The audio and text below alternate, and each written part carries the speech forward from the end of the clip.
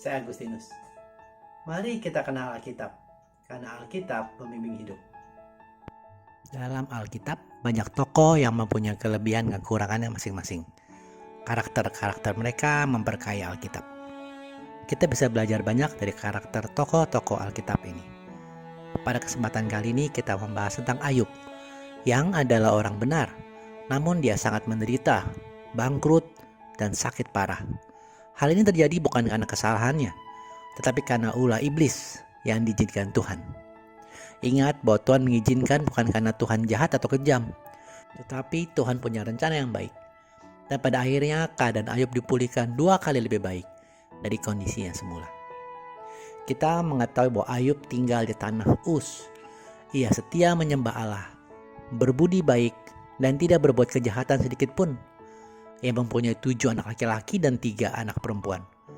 Ia mempunyai budak, 7.000 ekor domba, 3.000 ekor unta, 1.000 ekor sapi, dan 500 ekor keledai. Pendek kata, ia adalah orang yang paling kaya di antara penduduk daerah timur. Pada suatu hari, si penggoda iblis menghadap Tuhan, dan Tuhan mengizinkan iblis untuk mencobai Ayub. Kembali bahwa bukan karena Tuhan jahat dan ingin Ayub menderita, tetapi karena Tuhan mengenal Ayub dan tahu akan imannya. Si penggoda itu membuat Ayub kehilangan semua domba, unta, sapi, dan keledainya. Bahkan anak-anaknya meninggal. Lalu berdirilah Ayub dan merobek pakaiannya, tanda berduka cita. Ia mencukur kepalanya dan sujud berkata, "Aku dilahirkan tanpa apa-apa dan aku akan mati tanpa apa-apa juga. Tuhan telah memberikan dan Tuhan pula telah mengambil. Terpujilah namanya." Jadi meskipun Ayub mengalami musibah itu, ia tidak berbuat dosa dan tidak mempersalahkan Allah. Iblis belum puas dan berusaha membuat Ayub berpaling dari Allah dengan mengizinkan borok timbul pada seluruh tubuh Ayub, dari telapak kaki hingga ujung kepalanya. Ayub berkata kepada istrinya, "Masakan kita hanya mau menerima yang baik dari Allah, sedangkan yang tidak baik kita tolak?" Kembali meskipun Ayub mengalami penyakit-penyakit yang begitu parah, ia tidak mengucapkan kata-kata yang melawan Allah. Teman-teman, kita bisa belajar dari Ayub. Belajar untuk tetap percaya kepada kasih Tuhan. Sebab Tuhan berjanji bagi kita di dalam 1 Korintus 10 ayat 13. Pencobaan-pencobaan yang kamu alami ialah pencobaan-pencobaan biasa yang tidak melebihi kekuatan manusia. Sebab Allah setia, dan karena itu Ia tidak akan membiarkan kamu dicobai melampaui kekuatanmu. Pada waktu kamu dicobai, Ia akan memberikan kepadamu jalan keluar sehingga kamu dapat menanggungnya. Tetaplah percaya bahwa pertolongan Tuhan tidak pernah terlambat bagi Anda. Tuhan tahu kemampuan Anda.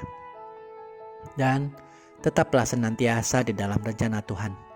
Maka segala sesuatu yang Tuhan izinkan di dalam hidup kita tidak akan pernah melebihi kekuatan kita, baik dalam hal berkat maupun dalam hal ujian.